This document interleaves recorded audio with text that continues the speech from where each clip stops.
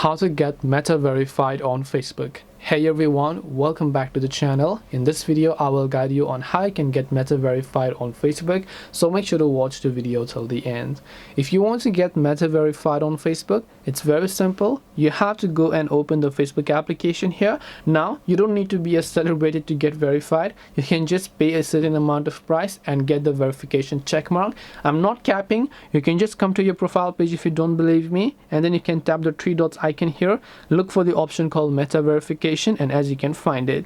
Now here you can see Meta verification. You should be able to select a verification type. You can tap the next option, select your profiles, sign up to profiles for a discount if you want, which could be both your Instagram and a Facebook if they're connected. But if you only want to sign up your Facebook account for a verification, you can only select that as well. And then here you can see you'll be billed $7.99 per month. Yes, that's how Meta has rolled out these days.